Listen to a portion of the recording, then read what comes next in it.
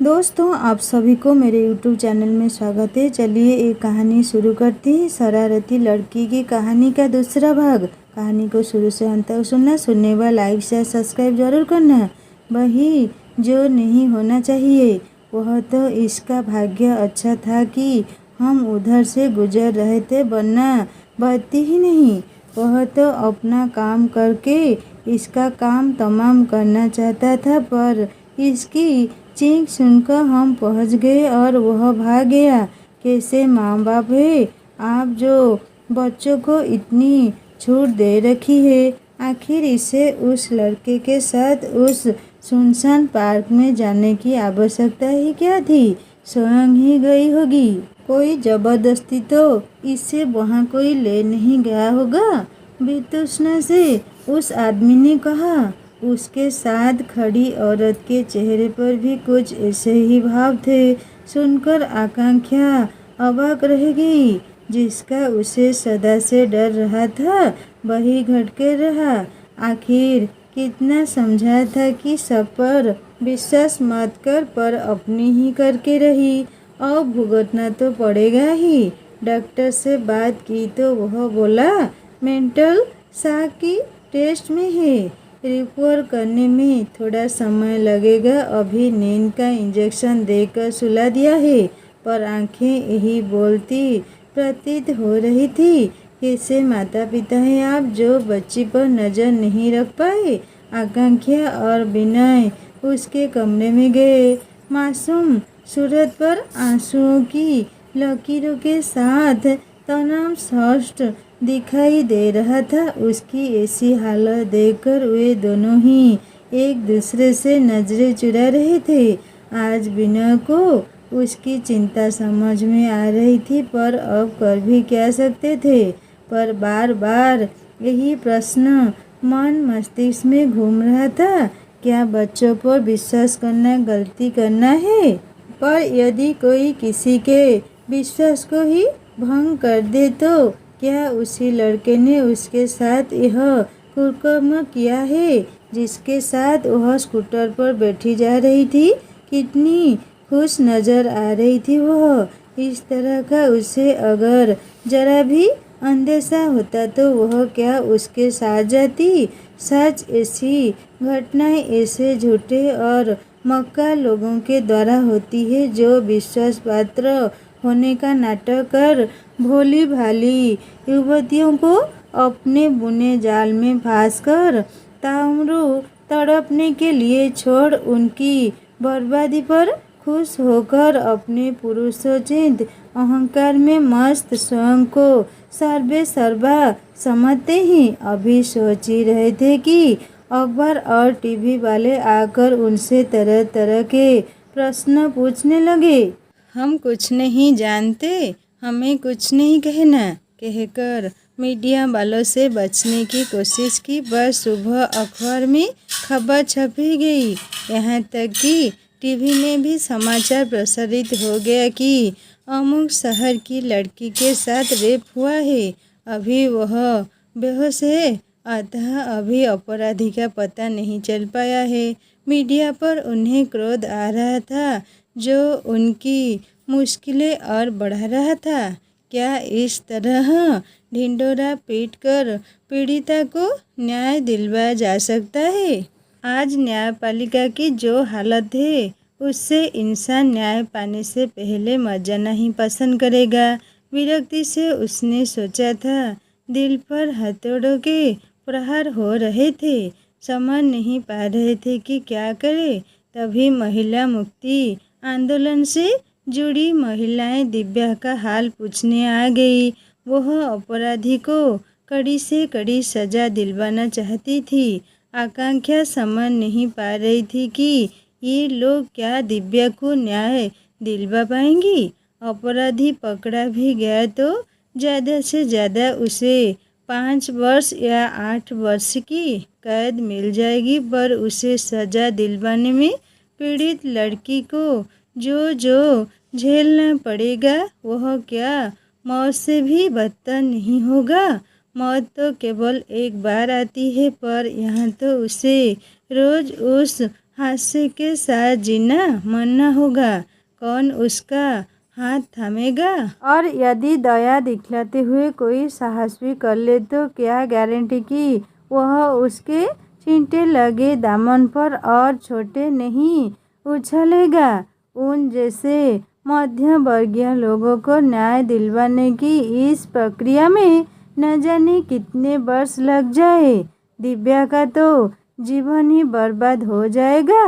नहीं, वह अपनी बच्ची के साथ ऐसा कुछ नहीं होने देगी। एक बार जो हो गया उसकी आग में उसे और नहीं जलने देगी। एक एक्सीडेंट समझकर वह स्वयं इसे भूल जाएगी तथा दिव्या को भी भूलने देगी। वह उसे इस शहर से कहीं दूर ले जाएगी जहां वह नया जीवन शुरू कर सके, इस हादसे को भूल सके। दिव्या को आंखें खोलते देखकर वह उसके पास गई। वह उसे देखकर रोने लगी। मम्मा, मैं बहुत बुरी हूँ ना? मैंने आपकी बात नहीं मानी। उसने मुझे धोखा दिया। नहीं बेटी, तू तो मेरी बहुत ही प्यारी बच्ची है। जो भी हुआ वह तेरे जीवन का एक हादसा मात्र था। उसे भूल जा। आज से नया जीवन प्रारंभ कर। मैं इस बारे में तुझसे कोई सवाल जवाब नहीं करूँगी। अगर तुझे मर्जाद से बदला लेना है तो तुझे कुछ बनना होगा, अपने पैरों पर खड़े होना होगा। हादसे हर इंसान के जीवन में आते हैं। कुछ हादसे जीवन को कुछ सीख, नया आयाम दे जाते हैं, पर इंसान वही है जो इन हादसों से सबक लेते हुए आगे बढ़ता जाए, न कि कुंठित होकर बैठ जाए। बदला इंसान को क्रूर बनाता है, वही क्षमा इंसान में आत्मबल पैदा करती है। दिव्या उसकी गोद में मुंह छिपाकर रो पड़ी थी। उसके साथ हुए हादसे ने उन सबको हिलाकर रख दिया था। जीवन तो हादसों का ही नाम है। अगर जिजीविषा हो तो संकटों में भी इंसान टूटे नहीं।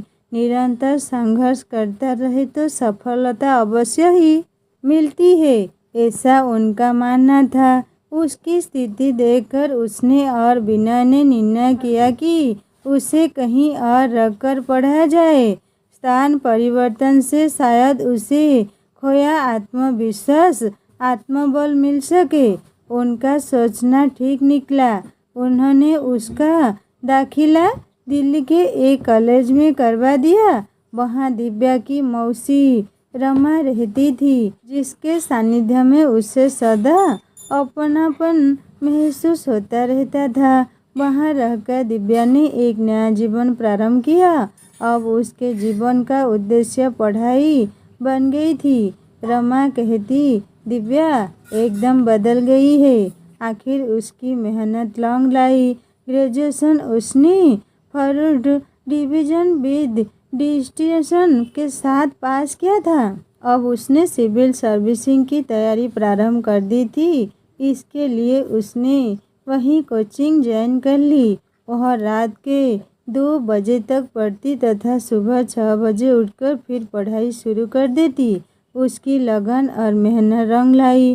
प्रथम बार में ही उसका नाम सफल कैंडिडेट की सूची में था।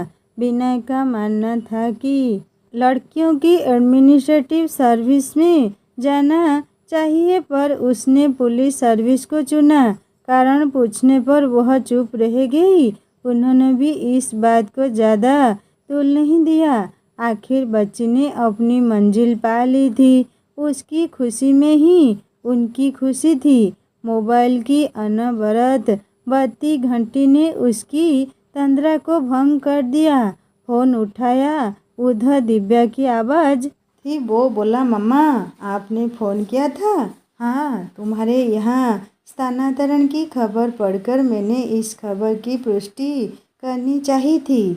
ऑर्डर तो मुझे अभी मिला है और अखबार वालों ने खबर भी छाप दी। उसने आश्चर्य से कहा, हाँ बेटा, मीडिया आजकल 4 कदम आगे ही रहती है। बेटा तू कब आ रही है? हम सब तुम्हारा यहाँ बेसब्री से इंतज़ार कर रहे हैं। माँ, कुछ फॉर्मेलिटी पूरी करनी होगी, उसके पश्चात पहुंच जाऊंगी। मैं भी बहुत खुश हूँ। काफ़ी दिनों बाद आपके साथ रहने का अवसर मिल रहा है। हम सब उसके आने की प्रतीक्षा करने लगे। आखिर वह दिन भी आ गया जब दिव्या को आना था। हमारे अतिरिक्त पुलिस स्टाफ भी उसके स्वागत की तैयारी में रेलवे स्टेशन पहुंचा हुआ था। मुश्किल से वे उससे मिल पाए। तुरंत ही उसे ड्यूटी ज्वाइन करनी थी, अतः वह चली गई। इतनी बड़ी पोस्ट पर रहने पर व्यक्ति को अपनी व्यक्तिगत इच्छाओं भावनाओं पर अंकुश लगाना पड़ता है। घर घर आते आते रात के 8 बज गए। नई जगह, नया काम, मेहनत तो करनी ही पड़ेगी, यह हम भी समझते थे। अब आकांक्षा भी चाहने लगी थी कि दिव्या घर बसाकर सेटल हो जाए। मान सम्मान धन दौलत इंसान के जीवन में बहुत महत्व रखती है, पर यह भी सच है कि बिना घर बिना साथी के इंसान अधूरा है।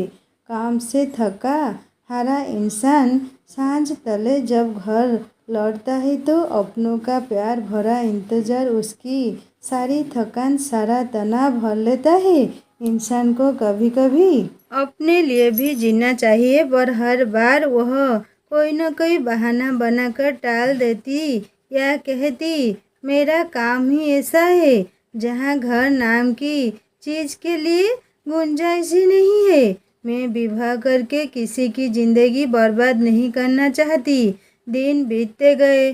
पुलिस की नौकरी थी, अतः हर दूसरे तीसरे वर्ष ही उसका स्थानांतरण होता रहता था। विनय रिटायर हो गए थे। दिव्या के प्रति चिंता ने उन्हें उसके साथ ही रहने को मजबूर कर दिया था। विवाह के प्रति उसकी सोच में कोई परिवर्तन नहीं आया था। दिन प्रतिदिन उसका व्यवहार रूखा होता जा रहा था। वह सोचती शायद काम के प्रति अतिशयता ने उसे रूखा एवं संवेदनहीन बना दिया है। उसके व्यस्त दिनचर्या के साथ हुए एडजस्ट हो रहे थे कि एक दिन पेपर पढ़ते हुए एक समाचार पर नजर ठहर गई। ला कॉलेज की एक लड़की को उसके कॉलेज के ही कुछ लड़कों ने अपहरण करके रेप किया तथा एक्सीडेंट का केस बनाने के उद्देश्य से अर्धमूर्छिता अवस्था में उसे मरने के लिए सड़क पर फेंक दिया, पर वह बच गई थी। दिव्या खन्ना व्यक्तिगत रूप से इस केस की छानबीन कर रही है। वह दिन दूर नहीं है जब अपराधियों को उनके किए की सजा जरूर मिलेगी। पीड़िता निभा श्रीवास्तव ने पूर्ण सहयोग का वचन दिया है। यूं तो दहेज हत्या, अपहरण एवं बलात्कार की घटनाएं आजकल नित्य ही अखबार की सुर्खियों में रहती है, पर जिस बात ने उसका ध्यान आकर्षित किया वह भी कि उस लड़की को न्याय दिलवाने में दिव्या महत्वपूर्ण भूमिका निभा रही है। खबर पढ़कर आकांक्षा बुदबुदा उठी थी। ब्याट में झंझट में पड़ रही है लड़की, न घर की रहेगी न घाट की। जगह साई अलग से होंगी, कौन उसका हाथ थामेगा। सबसे ज़्यादा दुख तो उसे इस बात का था कि भुक्तभोगी दिव्या उसको न्याय दिलवाने के नाम पर उसकी छिछालेदर करवाएगी। शाम को दिव्या घर आई। उसे चाय देते हुए अपने मन के द्वंद्व को छिपा नहीं पाई तथा अपने मन का संशय उसके सामने रख दिया। सुनकर तिलमिला उठी थी वह। बोली, मम्मा, हमारी ऐसी ही सोच अपराधियों को अपराध करने के लिए प्रेरित करती है। हम औरतें ही अगर अपने ऊपर हुए जुर्म प्रति आवाज़ नहीं उठाएंगी तो कौन उठाएगा। जहाँ तक बदनामी का प्रश्न है, उसने कोई गुनाह नहीं किया है। बिन किए अपराध की सजा मन ही मन भुगतते हुए वह पूरी जिंदगी कुंठा में क्यों गुजारे। अपराधियों को निसंग क्यों घूमने दे। क्या इसीलिए कि वे बेफोग होकर इसी तरह की दूसरी घटना को अंजाम दे सके। पर बेटी, स्त्री का चरित्र ही उसकी सबसे बड़ी पूंजी है। अगर एक बार उसके चरित्र पर दाग लग गया तो मिटा नहीं मिटेगा। आकांक्षा ने पुनः कहा, मम्मा, स्त्री को देह की दायरे में बांधकर परिभाषित मत करो। देह से परे भी उसका अपना एक अस्तित्व है, वो अस्मिता है। देह पर अत्याचार हो सकता है पर अस्मिता पर नहीं। देह मैली हो सकती है पर चरित्र नहीं। देह नश्वर है पर स्त्री की सोच सार्वभौमिक है। उसे किसी दायरे में बांध कर रखना स्त्री का अपमान करना है। यही सोच आज स्त्री को हर आतताई अनाचारी से प्रतिशोध लेने की प्रेरित कर रही है। आखिर क्यों न ले प्रतिशोध? उसने कोई गुनाह नहीं किया है, फिर वह क्यों छिपे या डरे? क्या स्त्री ही सदा अग्नि परीक्षा देती रहेगी? सृष्टि को रचने वाली, संवारने वाली अपने ही तो नासुकों को कब तक माफ करेगी? परिवर्तन तो धरा का नियम है मम्मा। आज की स्त्री कमजोर नहीं है। मैं कमजोर थी मम्मा, जो चुप रह गई, पर वह लड़की कमजोर नहीं है। आज उस जैसी ही लड़कियों की आवश्यकता है इस दुनिया में। कम से कम अपराधियों को सजा दिलवाकर कुंठा से मुक्त हो सकती है। मेरी बात मानो मम्मा, मेरी तरह ताम्रबेन किए अपराध की सजा तो नहीं भोगेगी। कहते हुए वह सुबह पड़ी थी। मानो उस रात का एक एक पल उसकी आंखों में तीर आया हो। जब तक आकांक्षा कुछ कहती वह उठी और अपने कमरे में चली गई। आज उसे अपनी ही बेटी अनहीनी लग रही थी। जिस दिव्या को वह कठोर, अनुशासित, कर्मठ, काम के प्रति समर्पित समझती रही थी, वह अंदर ही अंदर इतनी खोखली हो चुकी है, उसने सोचा भी न था। तो क्या वह आज भी उस घटना को नहीं भूली है? कम से कम अपराधी को सजा दिलवाकर वह कुंठा से मुक्त हो सकेगी। बार बार यह वाक्य आकांक्षा के दिल में हथौड़ी की तरह प्रहार कर रहा था। जैसे जैसे वह सोती गई, दिल के बंद दरवाजे खुलते गए। सच ही तो कह रही है दिव्या, हम भले ही दुनिया के सामने नाटक कर ले, पर स्वयं क्या सच्चाई को झुठला पाते हैं। मन ही मन हीन भावना के शिकार होकर दुनिया से तो क्या, स्वयं से ही मुंह नहीं चुराने लगते हैं। और इससे तो अच्छा है कि सच्चाई को स्वीकार करते हुए दिल में चुभे कांटे को एक झटके से निकाल कर बेदर्दी से मसलते हुए निकाल फेंके। दर्द एक बार होगा, नासुर तो नहीं बनने पाएगा, तब शायद जिंदगी सहज हो पाए। दिव्या के कहे वाक्यों ने उसकी सोच बदल दी थी। अनायास ही वह अपराध बोझ से ग्रसित हो उठी। उसके ही कारण उसकी बेटी आज भी असामान्य जिंदगी जी रही है, पर वह भी क्या करती। उस समय उसने वही किया जो उसे ठीक लगा था। आकांक्षा को बदलते समीकरणों का एहसास होने लगा था। दिव्या ने उसके सम्मुख एक नई औरत का खाका खींच दिया था। आग की भीषण लपटों से कुंदन बन निकली लड़की जो सब वर्जनाओं से मुक्त हो चुकी है। वह देह की सीमाओं से परे आत्माभिमान और आत्मसम्मान से जीना चाहती है। पुरुषों के एक छत्र साम्राज्य को चुनौती देती, तेजी से आगे बढ़ती, हर जगह अपनी निशा छोड़ती, अपनी पहचान बनाने में जुटी है। मम्मा, मीटिंग में जा रही हूँ, आने में देर हो सकता है, खाने पर इंतजार मत करना। थोड़ी देर पहले सुबकती दिव्या को अति आत्मविश्वास के साथ बाहर जाते देख उसकी आंखें जुड़ा गई। कोई बात थोड़ी देर के लिए भले ही उसे दंश दे दे, पर अपनी परेशानी की वजह से वह अपने कर्तव्य से मुख नहीं मोड़ेगी। हर समस्या का डटकर मुकाबला करेगी।